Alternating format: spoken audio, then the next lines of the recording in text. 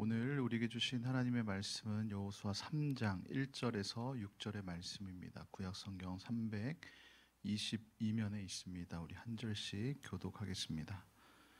또 여호수아가 아침에 일찍 일어나서 그와 모든 이스라엘 자손들과 더불어 시딤에서 떠나 요단에 이르러 건너가기 전에 거기서 유숙하니라. 사울 후에 관리들이 진중으로 두루 다니며 백성에게 명령하여 이르되 너희는 레위 사람 제사장들이 너희 하나님 여호와의 언약궤 매는 것을 보거든 너희가 있는 곳을 떠나 그 뒤를 따르라.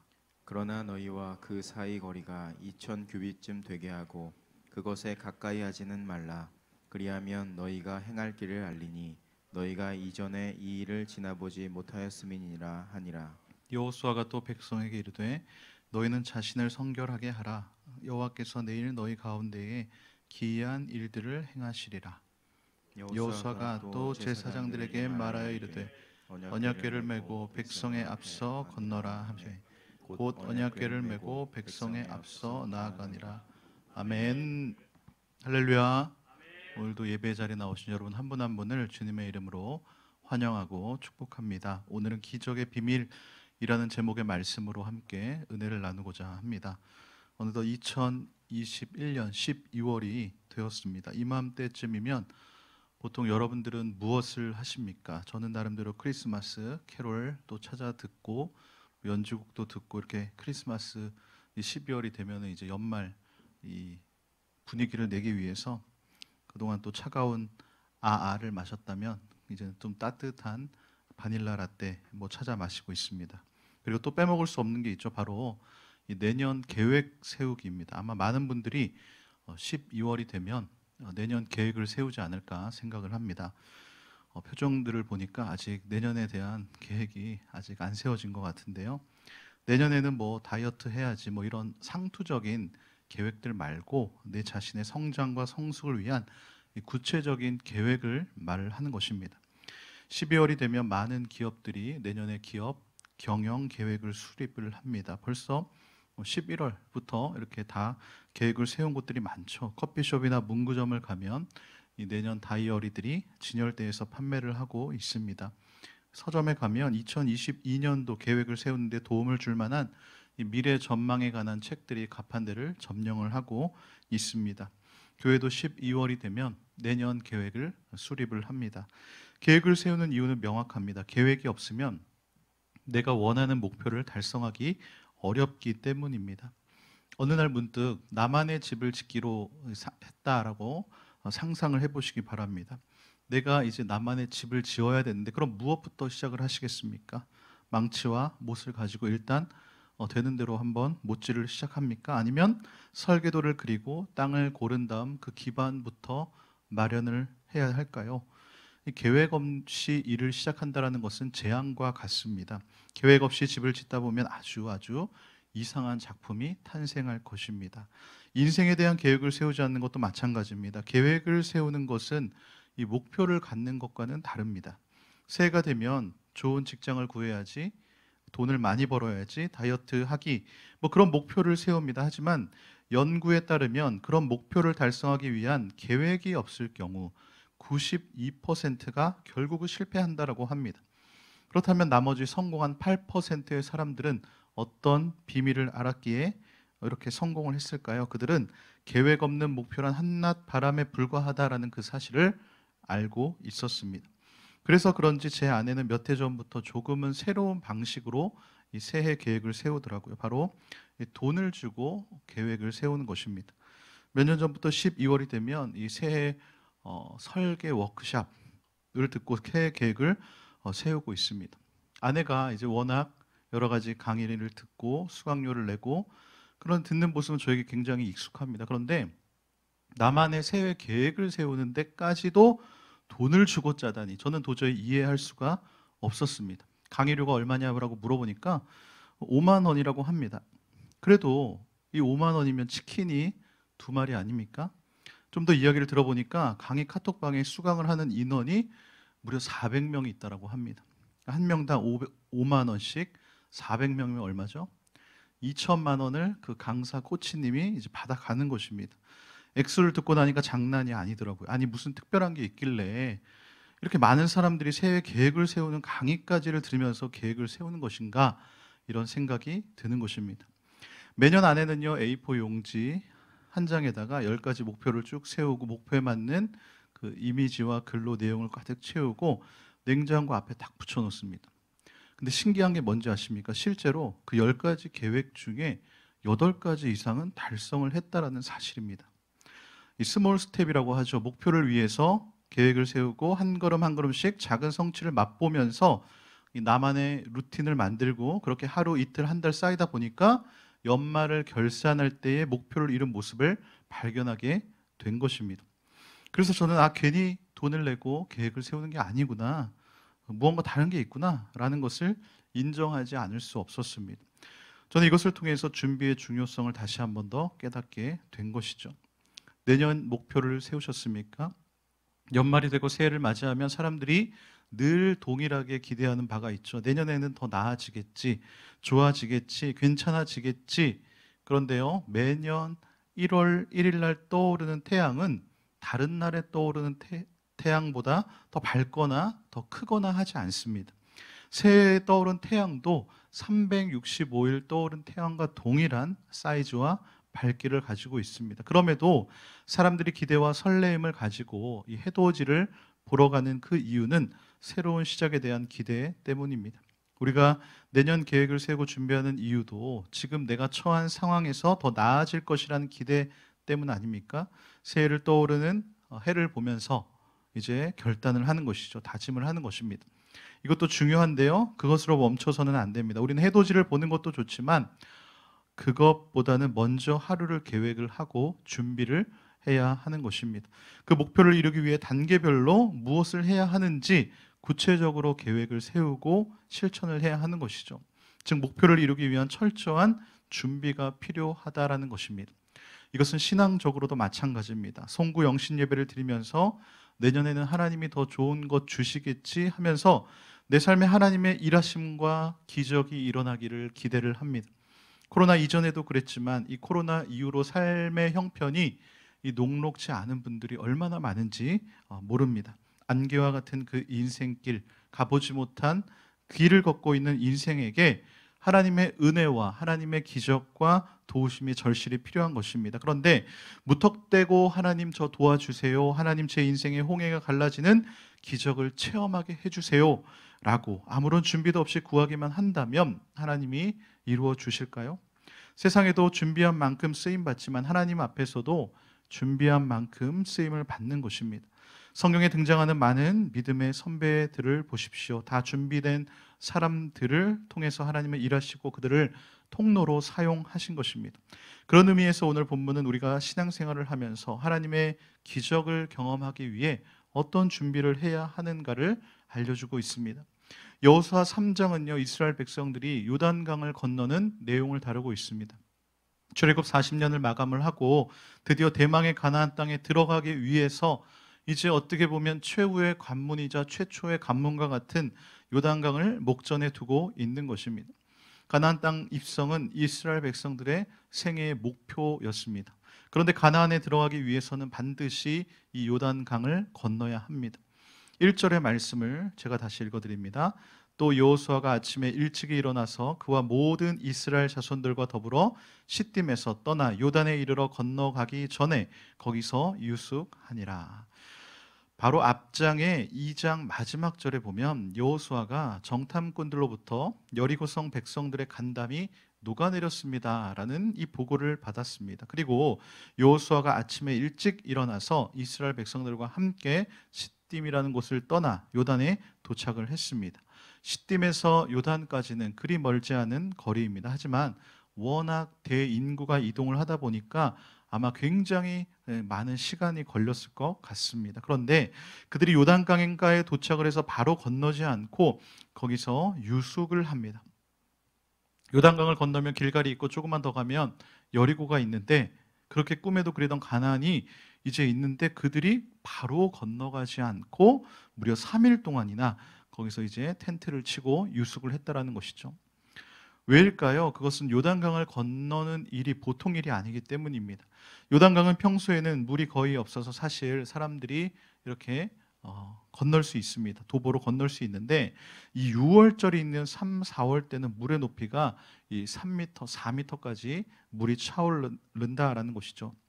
오늘 읽지는 않았지만 본문의 15절을 보면 요단이 곡식 거두는 시기에는 항상 언덕에 넘치더라라는 이 말씀. 그러니까 쉽게 건널 수가 없는 것입니다. 배를 만들어서 타고 건너자니 이게 지금 보통 일이 아닙니다. 자칫 잘못했다가 40년 전의 악몽이 그대로 재현될 수도 있는 그런 상황인 것이죠. 40년 전에 출애굽한 후에 광야에 먹을 것도 없고 물도 없어서 불평하면서 다시 애굽으로 돌아가고자 했던 그 일이 다시 일어나지 말라는 법이 없기 때문인 것입니다. 그래서 여호수아는 3일을 유숙하면서 요단강을 건널 준비가 필요했던 것이죠. 3일을 유숙한 후에 관리들이 진중으로 다니며 백성들에게 명령을 합니다. 무엇을 명령할까요? 2절에서 우리 4절의 말씀 한번 같이 읽어보겠습니다. 시작. 사흘 후에 관리들이 진중으로 두루 다니며 백성에게 명령하여 이르되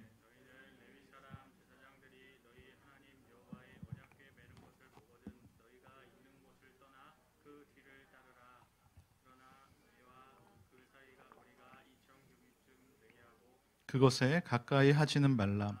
그리하면 너희가 행할 길을 알리니 너희가 이전에 이 길을 지나보지 못하였음이니라 하니라. 아멘. 제사장들이 언약궤를 매는 것을 보거든 너희가 있는 곳을 떠나 그 뒤를 따르라라고 말을 합니다.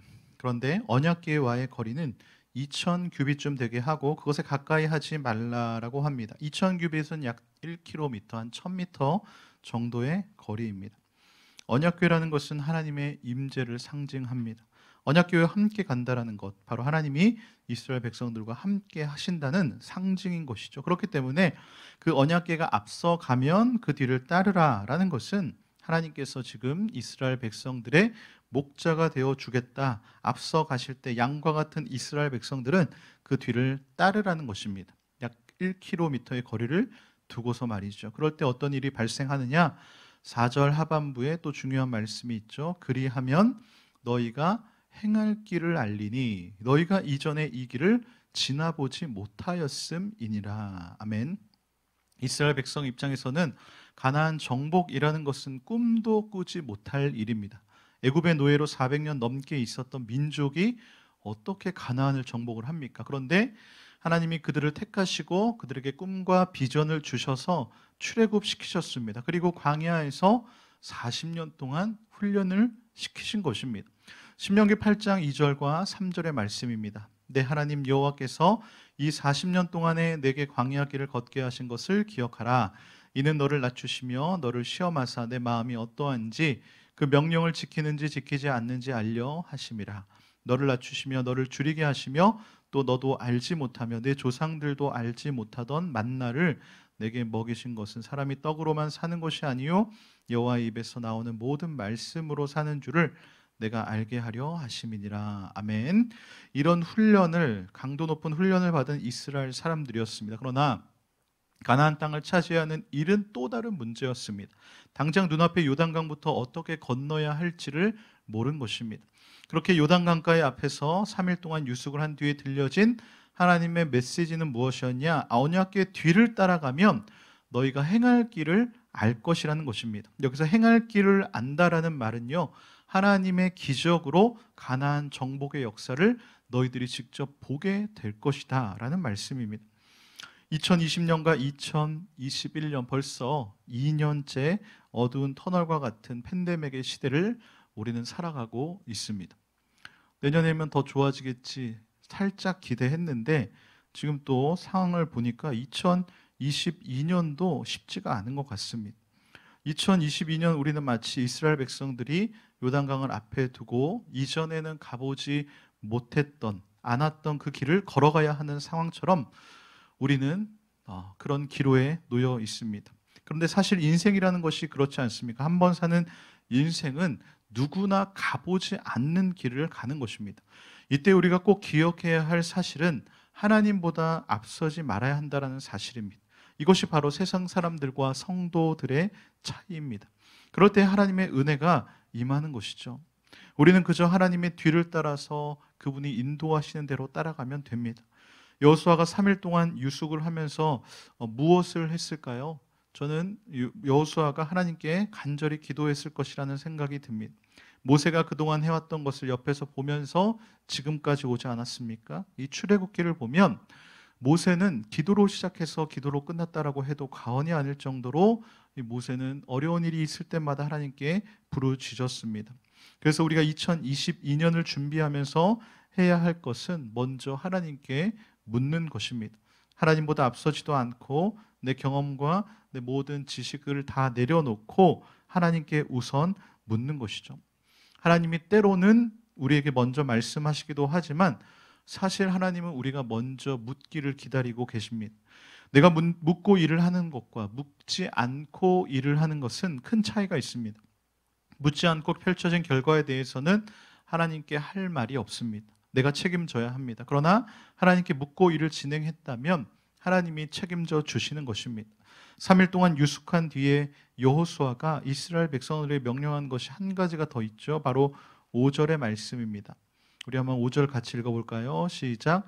여호수아가 또 백성에게 이르되 너희는 자신을 성결하게 하라. 여호와께서 내일 너희 가운데에 기이한 일들을 행하시리라. 아멘. 여기서 기이한 일들이란 말 그대로 기적을 말합니다. 중요한 말씀이기에 표준 세번역으로 한 번 더 읽어드리겠습니다. 여호수아가 백성에게 말하였다. 당신들은 자신을 성결하게 하시오. 주님께서 내일 당신들 가운데서 놀라운 일을 이루실 것입니다. 그렇습니다. 한 번도 가보지 않은 그 길, 2022년을 맞이하면서 하나님의 기적이 필요한 이때에 우리들이 준비할 것은 바로 성결인 것입니다. 성결은 다른 말로 거룩인 것이죠. 하나님의 본질이 바로 거룩 아닙니까? 그렇기 때문에 하나님이 이 성결을 정말 중요하게 여기십니다. 출애굽기 19장을 보면 하나님께서 이스라엘 백성들과 이 시내산에서 언약을 맺으시는 장면이 나옵니다. 그 유명한 시내산 언약이죠. 하나님께서 모세를 시내산으로 부르십니다. 그리고 말씀을 하시죠. 출애굽기 19장 5절과 6절을 보면 세계가 다 내게 속하였나니 너희가 내 말을 잘 듣고 내 언약을 지키면 너희는 모든 민족 중에서 내 소유가 되겠고 너희가 내게 대하여 제사장 나라가 되며 거룩한 백성이 되리라. 너는 이 말을 이스라엘 자손에게 전할지니라. 아멘. 이스라엘을 제사장 나라 거룩한 백성을 만드시겠다라는 하나님의 제안인 것이죠. 하나님이 아무 이유 없이 그들을 출애굽시키신 것이 아닙니다. 자기들 마음대로 살라고 그들을 부르신 것이 아닙니다. 하나님이 이스라엘을 자신의 소유로 삼으시고 온 세상의 제사장 나라이자 그의 거룩한 백성으로 살도록 불러내신 것입니다. 그래서 모세에게 이 사실을 이스라엘 백성들에게 전해라. 시내산에 내려와서 모세가 이러한 사실을 백성들에게 알립니다. 이어지는 출애굽기 19장 7절과 8절인데요. 모세가 내려와서 백성의 장로들을 불러 여호와께서 자기에게 명령하신 그 모든 말씀을 그들 앞에 진술하니 백성이 일제히 응답하여 이르되 여호와께서 명령하신 대로 우리가 다 행하리이다. 모세가 백성의 말을 여호와께 전하매. 그렇습니다. 지금 모세가 가운데 껴가지고 지금 메신저 역할을 감당을 하고 있는데 메시지를 전하니까 지금 백성들이 뭐라고 했습니까? 그렇게 하겠습니다. 일제히 응답을 하는 것이죠. 여호와께서 명령하신 대로 우리가 다 행하겠습니다. 라고 대답하면서 동시에 하나님과 이스라엘 백성들 사이에서 언약이 맺어지게 된 것입니다. 근데 이렇게 이제 언약이 맺어졌어요. 그리고 나서 하나님이 제일 첫 번째로 가르쳐 주신 메시지가 무엇일까요? 바로 성결입니다. 19장 10절의 말씀인데요. 같이 제가 읽어드리겠습니다. 여호와께서 모세에게 이르시되 너는 백성에게로 가서 오늘과 내일 그들을 성결하게 하며 그들에게 옷을 빨게 하고. 자, 언약이 맺어지고 하나님이 제일 먼저 말씀하신 게 뭐예요? 성결입니다. 하나님이 모세에게 말씀하십니다. 너는 백성에게로 가서 그들을 성결하게 하라는 것입니다. 이어지는 14절을 보면 모세가 산에서 내려와 백성에게 이르러 백성을 성결하게 하니 그들이 자기 옷을 빨더라. 자, 하나님께서 왜 이렇게 성결을 중요시하게 여기는 것입니까? 그것은 성결 없이는 거룩한 하나님과 결코 교제할 수 없기 때문입니다. 하나님을 만날 수가 없기 때문입니다. 하나님을 만나지 못한다면 하나님과 교제가 끊어진 상태에서 우리의 삶에서 기적이 바란다라는 것은 어불성설인 것입니다. 말이 앞뒤가 안 맞는 것이죠. 야고보서 4장 8절은 이런 말씀이 있습니다. 우리 같이 읽어볼까요? 시작. 하나님을 가까이 하라. 그리하면 너희를 가까이 하시리라. 죄인들아 손을 깨끗이 하라. 두 마음을 품은 자들아 마음을 성결하게 하라. 아멘. 사랑하는 성도 여러분, 하나님을 가까이 하기를 원하십니까? 하나님과의 거리가 가까워지고 싶으십니까? 이게 사실 굉장히 두려운 말이에요. 이 거룩한 하나님과 가까워진다는 것은. 그런데요, 하나님을 가까이 함이 진정한 내게 복인 줄 믿으시기를 바랍니다. 그렇다면 하나님과 가까워지는 방법이 무엇입니까? 내가 하나님과 가까워지도록 손을 깨끗이 하고 두 마음을 품지 말라는 것입니다. 이 손이라는 것은요, 외적인 행동을 말을 합니다. 지금 나의 행동이 무엇을 추구하고 있는지 보라라는 것이죠. 그리고 두 마음이라는 말 그대로 하나님과 세상 사이의 양다리를 걸치고 있는 것을 말을 하는 것이죠.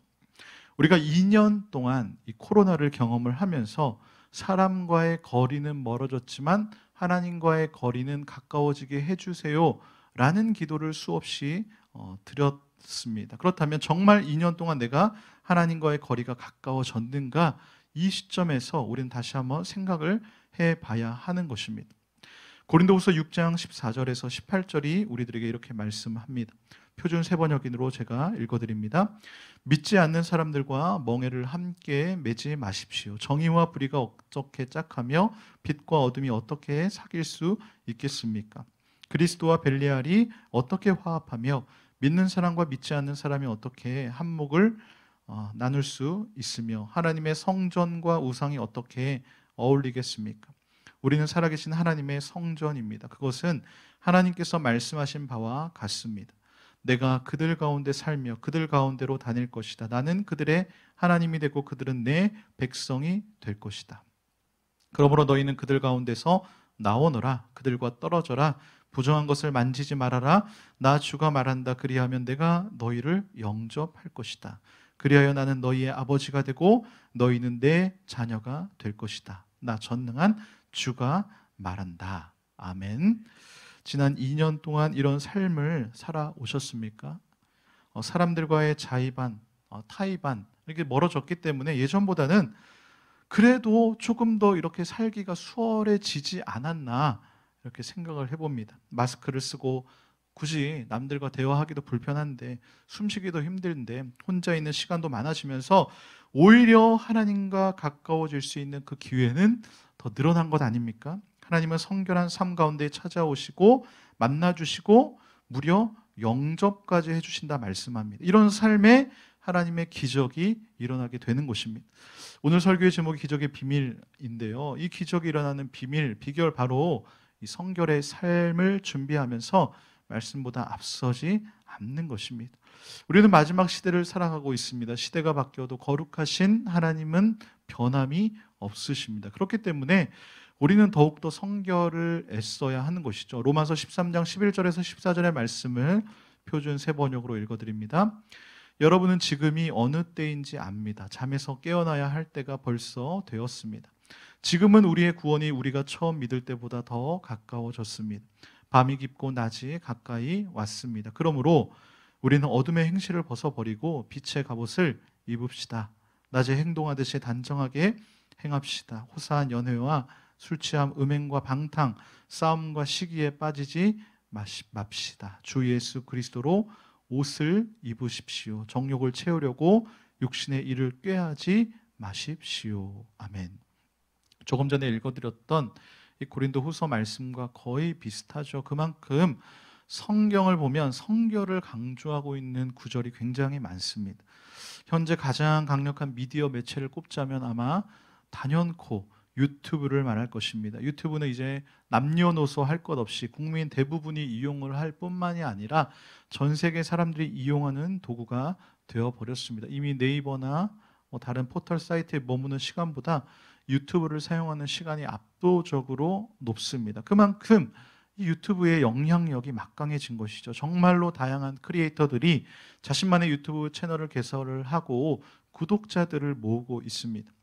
저 역시도 당연히 유튜브를 많이 이용을 하는데, 자주 이용하는데, 얼마 전에 충격적인 한 채널을 보게 되었습니다.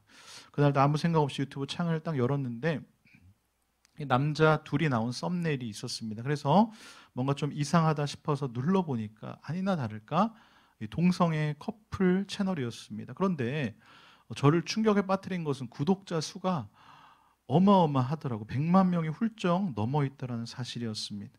이 채널명 옆에 이 구독자 수가 표시가 되지 않습니까? 100만 명이 넘게 구독자가 있는 사실을 보고 정말 너무나 안타까웠습니다. 유튜브 채널을 운영하는 사람들 입장에서 이 꿈의 이 목표 100만이라는 것은 굉장히 어려운 것이고 어떤 상징적인 의미가 있는 것 아닙니까? 10만 명의 구독자를 넘으면 실버 버튼을 주고 100만 명을 넘으면 골드 버튼을 주기 때문에 너도 나도 100만을 목표로 열심히 콘텐츠를 제작을 하고 있는 것이죠. 이 100만이라는 숫자가 얼마나 어마어마한 숫자입니까? 사실 이게 말이 100만이지 예전에 국사 시간에 뭐 100만 대군이 쳐들어왔다 이럴 때만 100만이라는 말을 들었지 정말 어마어마한 사람들이 구독자가 되어서 동성애 커플들이 찍은 그 영상을 보면서 무슨 생각을 할까? 어떤 영향을 받을까? 정말 아찔한 것입니다. 지난 새벽에 제가 이 소프트 파워에 대해서 설명을 드렸는데요. 말씀을 드렸는데 이 문화의 힘이 얼마나 막강한지 모릅니다. 그런데 사단은요, 이 문화라는 컨텐츠를 이용을 합니다. 그래서 알게 모르게 우리를 이 죄 가운데 빠뜨리게 되는 것이죠. 그래서 우리는 특별히 이 시대 가운데 영적 분별력을 달라고 하나님께 기도해야 합니다. 분별하지 않고 아무거나 보고 아무거나 따라 하다 보면 나도 모르게 이 죄 가운데로 스며들게 되는 것입니다. 경건의 모양만 있고 말 그대로 경건의 능력이 나타나지 않는 사람이 되어 버리는 것이죠. 우리는 인간인지라 성결하게 살려고 해도 또 죄 가운데 거할 때가 있습니다. 그럴 때 다시 손을 씻고 회개하고 하나님께 돌아와야 하는 것이죠. 하나님께서는 우리의 삶을 통해 일하기를 원하시고요, 기적을 베풀기를 원하십니다. 2022년도 마찬가지입니다. 그런데 하나님은 금그릇, 은그릇도 아닌 깨끗한 그릇을 쓰시겠다라고 공식적으로 선포를 하셨습니다. 디모데후서 2장 20절과 21절의 말씀 우리 같이 읽어보겠습니다. 시작. 큰 집에는 금그릇과 은그릇뿐 아니라 나무그릇과 질그릇도 있어 귀하게 쓰는 것도 있고 천하게 쓰는 것도 있나니 그러므로 누구든지 이런 것에서 자기를 깨끗하게 하면 귀히 쓰는 그릇이 되어 거룩하고 주인의 쓰심에 합당하며 모든 선한 일에 준비함이 되리라. 아멘.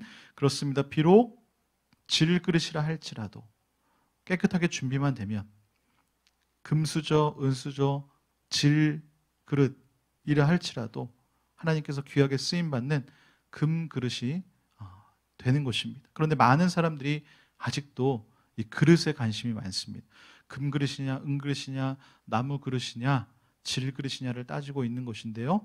하지만 우리가 분명히 명심해야 할 것은 그릇 자체가 중요한 것이 아니라 내가 어떤 그릇이든지 간에 하나님께 나 자신을 성결로 깨끗하게 하나님께서 언제든지 쓰실 수 있도록 준비해 놓으면은 하나님께서는 기적을 베푸신다는 그 사실을 명심하시기를 바랍니다. 오늘 본문 6절로 돌아와서 여호수아는 제사장들에게 명령하기를 언약궤를 메고 백성의 앞서 나아가라라고 합니다. 이때 제사장들이 언약궤를 메고 백성들 앞으로 출발을 하죠. 드디어 가나안 정복의 이 첫 걸음의 또 역사가 시작이 된 것입니다. 그리고 어떤 일이 일어났는지 우리는 성경을 통해 너무나 잘 알고 있습니다. 13절의 말씀을 보면요, 온 땅에 주의 여호와의 궤를 맨 제사장들의 발바닥이 요단물을 밟고 멈추면 요단물 곧 위에서부터 흘러내리던 물이 끊어지고 한 곳에 쌓여 서리라. 여호수아는요, 하나님의 말씀을 전하면서 살아계신 하나님이 너희 가운데 계셔서 가나안 7 족속을 너희 앞에서 반드시 쫓아내실 줄을 요단강을 건너는 사건을 통해 너희가 분명히 알 것이다 라고 말을 합니다. 그리고 나서 방금 읽었던 13절의 말씀처럼 온 땅의 주 여호와의 궤를 맨 제사장들의 발이 요단물을 밟고 멈추면 이 위에서부터 흘러내리던 물이 끊어지고 한 곳에 쌓여서는 놀라운 기적이 일어날 것이다. 마치 홍해가 갈라지는 기적이 일어날 것이다 말을 하는 것입니다. 그리고 마지막 17절의 말씀을 보겠습니다. 여호와의 언약궤를 맨 제사장들은 요단 가운데 마른 땅에 굳게 섰고 그 모든 백성이 요단을 건너기를 마칠 때까지 모든 이스라엘은 그 마른 땅으로 건너갔더라. 아멘. 실제로 강물이 끊어져서 요단을 마른 땅처럼 건너게 되었습니다. 4절에서 말씀하신 것처럼 너희가 이전에 지나다녀 보지 못했던 그 길을 알려주시겠다라는 그 말씀, 5절에 너희 가운데 기이한 일을 행하시겠다라는 이 말씀이 이루어진 것입니다. 2022년 새해에는 이런 놀라운 기적이 여러분들의 삶 가운데에 나타나기를 주님의 이름으로 축복합니다. 그러기 위해서 우리는 준비해야 합니다. 긴장감을 가지고 성결의 삶을 위해 발버둥 쳐야 되는 것이죠. 성결이라는 것은 가만히 있는다고 저절로 이루어지는 것이 아닙니다. 유혹을 이겨야 되고요. 거룩하려고 애를 써야 합니다. 그래도 우리는 구약시대처럼 옷을 빨고 짐승을 잡고 피를 회막 앞에 뿌리고 전쟁에서 승리하고 돌아오면 일주일 동안 진 밖에서 머물면서 정결하게 해야 되는 그런 복잡한 절차들을 다 거치지 않아도 되지 않습니까? 우리 예수님께서 친히 화목제물이 되어주셔서 하나님과 인간을 십자가로 연결해 주셨기 때문에 우리는 주님의 보혈의 능력으로 하나님 앞에 담대하게 나갈 수 있고 하나님과의 화목을 이룰 수가 있는 것입니다. 골로새서 1장 20절의 말씀 우리 한번 같이 읽어볼까요? 시작. 그의 십자가의 피로 화평을 이루라. 만물 곧 땅에 있는 것들이나 하늘에 있는 것들이 그로 말미암아 자기와 화목하게 되기를 기뻐하심이라. 아멘. 그의 십자가의 피로 화평을 이뤘습니다. 죄 많은 인간이 주님의 보혈의 피로 말미암아 거룩하고 흠없고 책망받을 것이 없는 사람으로 하나님 앞에 설 수 있는 자격을 얻게 된 것입니다. 2022년을 준비하면서 우리는 하나님의 인도하심과 기적이 필요합니다. 송구 영신 예배 때 우리가 회개하는 시간이 있죠. 지난 1년간을 되돌아보면서 묵은 때를 벗겨내듯이 지난 날의 잘못을 회개하는 시간을 가집니다. 그런데 송구 영신 때만 회개하면 될까요? 우리는 인간인지라 죄를 짓지 않고는 살아갈 수가 없습니다. 그렇기 때문에 죄를 지을 때마다 즉시 회개함으로 성결함을 유지를 해야 합니다. 회개하지 않으면요, 죄에 대해서 점점점 무감각해지기 때문인 것이죠. 사도행전 3장 19절의 말씀입니다. 우리 같이 읽어볼까요? 시작. 그러므로 너희가 회개하고 돌이켜 너희 죄 없이 함을 받으라. 이같이 하면 새롭게 되는 날이 주 앞으로부터 이를 것이요. 아멘. 새롭게 되는 그 날이라는 것은 회복의 때를 말하는 것입니다. 즉 회개하면 죄사함을 받을 뿐만이 아니라 새롭게 되고 회복되는 놀라운 은혜를 경험하게 된다는 것입니다. 반대로 시편 7편 12절을 보면 이런 말씀이 있습니다. 우리 같이 읽어볼까요?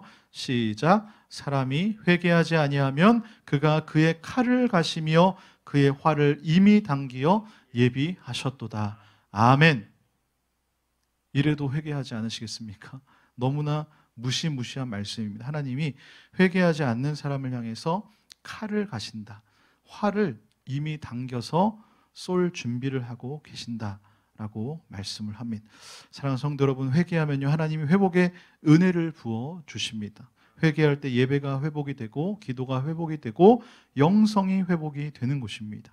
그럴 때 하나님과의 거리는요 자연스럽게 가까워지게 되고 성결의 삶으로 나아가게 되는 것입니다. 그렇기 때문에 회개가 곧 기적의 시작임, 첫 걸음임을 기억하시기를 바랍니다. 마지막으로 그렇다면 기적이란 무엇인가에 대해서 한번 생각해보는 시간을 가지고 설교를 마치고자 합니다. 사전에 보면 기적을 이렇게 정의를 하죠. 상식으로는 생각할 수 없는 기이하고 놀라운 일. 사랑하는 성도 여러분, 2022년 너무나 기대되고 설레십니까? 사람들은 자신의 인생 가운데에 홍해가 갈라지고 요단 강물이 멈추는 상식으로는 생각할 수 없는 특별한 기적이 일어나기를 원하면서 살아갑니다. 물론 팬데믹으로 힘든 시기를 겪고 있는 이때에 우리는 우리의 이성을 뛰어넘는 그런 기적이 필요한 것은 사실입니다. 그런데요, 그 기적보다 더 중요한 것이 있습니다. 바로 지금 내가 이미 기적을 누리며 살아가고 있다는 사실을 아는 것입니다. 호주 선교사이자 신학자인 마이클 프로스트라는 사람이 이런 말을 했습니다. 현대인은 일상 속에서 전율하는 법을 모른다. 진정으로 중요한 것은 기적 자체가 아니라 기적을 보는 우리의 눈이다. 누구나 기적을 경험하기를 원합니다. 하지만 삶 자체가 기적이라고 생각하며 살아가는 사람은 사실 많지 않습니다. 근데 잘 생각해 보십시오. 일상을 우리가 누리면서 살아가는 것은 당연한 것이 아닙니다. 기적입니다. 장영희 교수님께서 에세이에 보면 살아온 기적, 살아갈 기적이라는 책에 보면 이런 내용이 있는데요. 제가 한번 읽어드리겠습니다. 이 교수님이 학생들에게 영어로 작문하는 것을 가르칠 때에 행복이란 무엇인가에 대해서 영어로 글을 써오라고 했습니다. 그리고 이 주제에 관련해서 잊지 못할 사람 또는 잊지 못할 그날에 대해 쓰라고 숙제를 내주었습니다. 그 중에 김민식이라는 학생이 내가 행복의 교훈을 배운 잊지 못할 그날이라는 제목으로 글을 썼는데 그 글을 한번 읽어드리겠습니다. 사람들이 내게 언제 행복을 느끼냐고 물으면 나는 화장실에 갈 때, 음식을 먹을 때, 걸어 다닐 때라고 답한다. 유치하기 짝이 없고 동물적인 답변 아니냐고 반문들을 하지만 내게는 그럴 만한 이유가 있다. 내게 잊지 못할 그날은 3년 전 11월 4일 고등학교 3학년 때이다. 수능시험 보기 바로 이틀 전이었다. 방과 후에 교실에서 친구들과 공부를 하고 있는데 수희 아저씨가 뛰어 들어오면서 외치셨다. 너희 반 친구들이 학교 앞에서 트럭에 치여서 병원에 실려갔다. 우리는 곧장 병원으로 달려갔다. 명수와 병호는 온몸이 피투성이가 된 채 응급실에 누워 있었다. 머리를 크게 다친 병호는 숨을 쉬는 것조차 힘겨워했다. 생명이 위태롭다고 했다. 병호는 곧 수술실로 옮겨졌고 친구들과 나는 거의 기절 상태이신 병호 어머니와 함께 수술이 잘 되기를 바라며 기다리는 수밖에 없었다. 나는 그때 처음으로 온 마음을 다하여 빌었다. 정말 하나님이 계시다면 병호를 꼭 살려주세요. 제가 수능 시험을 아주 못 봐서 대학에 떨어져도 좋으니까 내 친구 병호를 살려주세요. 당시 그것은 내가 친구를 위해 해줄 수 있는 최대한의 희생이었다. 얼마간의 시간이 흘렀을까 드디어 의사 선생님이 나오셨다. 아무 말도 안 하셨지만 표정이 병호의 죽음을 알렸다. 순간 정적이 흘렀다. 바로 그때 응급실 침대에 누워있던 명수가 깨어나서 큰 소리로 말했다. 엄마, 나 화장실 가고 싶어. 나는 친구의 삶과 죽음을 동시에 보고 있었다. 한 사람은 이제 이 세상에서 숨을 멈추었고 또 한 사람은 살아서 화장실을 가고 싶어 하고 있었다. 나는 생각했다. 명수야, 축하한다. 깨어나서 화장실에 가고 싶다고 말할 수 있다는 것은 너무나 큰 축복이고 행복이다. 그렇게 나는 친구를 보냈다. 그리고 그날 이후 행복이란 특별한 것이 아니라 그저 이 세상에서 숨쉬고 배고플 때 밥을 먹을 수 있고 화장실에 갈 수 있고 내 발로 학교에 다닐 수 있고 내 눈으로 하늘을 쳐다볼 수 있고 작지만 예쁜 교정을 보고 그냥 이렇게 살아있는 것이 행복하다고 굳게 믿는다. 그러니까 가끔씩 맛있는 음식을 먹고 여자친구와 데이트하고 친구들과 운동하고 조카들과 놀고 그런 행복들은 순전히 보너스인데 내 삶은 그런 보너스 행복으로 가득 차 있다. 이 장영희 교수님이 민석이가 쓴 글을 보면서 도리어 제자가 선생님에게 가르쳐준 행복이라고 말을 하고 있습니다. 그러면서 전신마비 구족 화가이신 화가이자 시인인 이상열 선생님이 쓴 새해 소망이라는 시의 한 구절로 이렇게 마무리를 합니다. 새해에는 더도 말고 덜도 말고 손가락 하나만 움직이게 하소서. 사랑하는 성도 여러분, 마음껏 호흡하고 살아가고 계십니까? 물론 마스크로 답답하긴 하지만 그래도 이 호흡에는 문제가 없지 않습니까? 그렇다면 이 기적을 경험하고 있는 것입니다. 이 세상에는 스스로 호흡할 수 없어서 산소 호흡기를 의지하고 있는 사람들이 많이 있습니다. 혹시 걸어서 내가 가고 싶은 곳을 가실 수 있으십니까? 기적을 살고 있는 것입니다. 이 세상에는 걷고 싶어도 걸을 수 없는 분들이 많이 있습니다. 혹시 지금 제 설교가 들리시고 제가 보이십니까? 그러면 기적입니다. 이 세상에 듣고 싶어도 들을 수 없고 보고 싶어도 볼 수 없는 분들이 많이 있습니다. 그렇습니다. 우리가 누군가 그토록 꿈꾸고 있는 그 기적의 삶을 살아가고 있는 것이죠. 말씀을 맺겠습니다. 먼저는 2022년을 맞이하면서 영적으로 잘 준비하시길 바랍니다. 회개를 통해서 나 자신을 성결로 잘 준비하시기를 바랍니다. 그리고 하나님의 말씀의 뒤를 잘 따라가 보시기를 바랍니다. 하나님의 은혜와 그 기적이 임하게 될 줄로 믿습니다. 그리고 현재 무엇보다도 내가 누리고 있는 삶이 기적이라는 이 눈을 열어서 그 사실을 기억하면서 감사함으로 나아가는, 그래야 해서 정말 2021년도 지금까지 살아온 것이 하나님의 은혜입니다 라고 고백하는 복된 성도님들 다 되시기를 주님의 이름으로 축원합니다. 이 시간 우리 함께 찬양하기를 원하는데요, 오늘 이곳에 계신 성령님 우리에게 말씀하시고 우리를 가르쳐 달라고 이 시간 함께 찬양하도록 하겠습니다.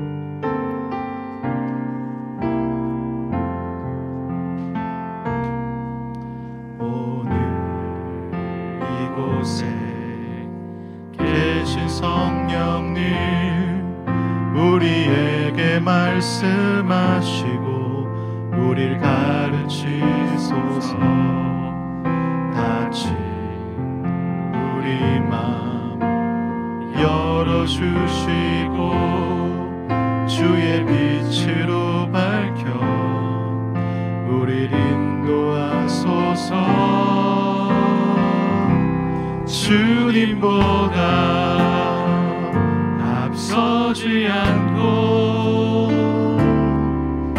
겸손하게 주님의 말씀 기다리리.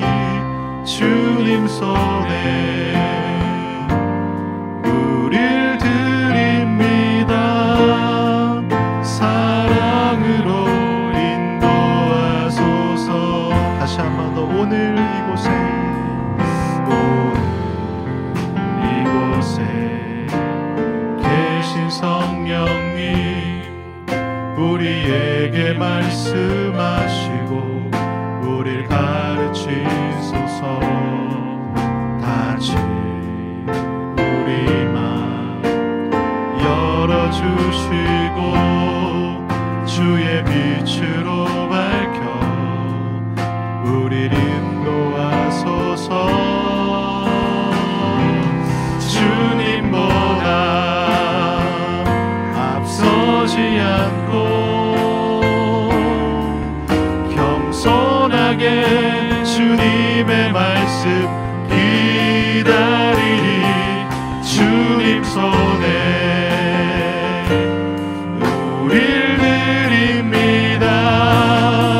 사랑으로 인도하소서.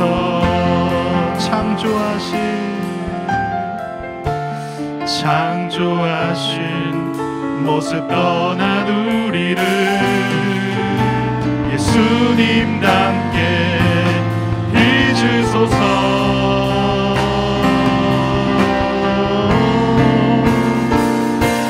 주님보다 앞서지 않고 겸손하게 주님의 말씀 기다리니 주님 손에 우릴 드립니다. 사랑으로 인도하소서. 하나님이 말씀하십니다. 너희는 자신을 성결하게 하라. 여호와께서 내일 너희 가운데에 기이한 일들을 행하시라 말씀하셨습니다. 주님, 올 한 해를 마무리하는 이 시점에 우리가 성결을 준비하게 하시고 주의 말씀을 뒤따라가는 인생 되게 하여 주시옵소서. 주님의 선한 도구로 쓰임받기를 원합니다. 짧은 인생 주 뜻대로 살기를 원한다고 이 시간 두 손 들고 주 이름만 부르며 동성으로 기도합니다. 주여, 사랑의 하나님 감사합니다. 우리가 회개하며 나아갑니다. 아버지, 우리는 날마다 연약하여 쓰러지고 낙망하며 쓰러질수록 좌절할 수밖에 없으니 주님, 우리가 회개하며 나아가오니 주님의 보혈의 피로 나를 덮어주시고 주여 정결케 하여 주시옵소서. 우리의 마음이 두 마음을 품지 않게 하여 주시고 아버지, 우리의 마음이 하나님을 향하게 하여 주시옵소서. 아버지, 우리의 손이 깨끗해지기를 원합니다. 주님, 아버지 성결의 삶을 준비하기를 원합니다. 아버지, 요단강을 건너 같은 놀라운 역사가 우리의 삶 가운데 일어나기를 원합니다. 주님, 우리가 그동안 그동안 가보지 못했던 그 새로운 그 길을 알려주시는 하나님께서 2022년 우리의 길을 알려주시고 믿습니다. 주님의 말씀에 뒤를 따라가오니 주여 역사하여 나의 인생 가운데에 놀라운 기적의 역사가 나게 하여 주시옵소서. 주님 것보다 내가 눈이 기적을 바라보는 눈이 열리게 하여 주시옵고 나의 삶 자체가 놀라운 기적이라는 사실을 깨닫게 하여 주시옵소서. 하나님 아버지, 오늘도 하나님을 예배하게 하심을 감사합니다. 회개의 삶을 통해서 성결의 인생을 준비하게 하시고 우리의 삶 가운데 기적의 역사가 일어나게 하여 주시옵소서. 주님보다 앞서지 않고 겸손하게 주님의 말씀을 기다리는 인생 되게 하여 주시옵소서. 그래야 주님께 쓰임받는 인생 되기를 원합니다. 우리를 너무나 사랑하셔서 독생자 예수 그리스도를 내어주신 하나님을 찬양하며 이 모든 말씀 살아 역사하시는 예수님의 이름으로 기도드립니다. 아멘. 제가 찬양하며 준비하신 예물을 하나님께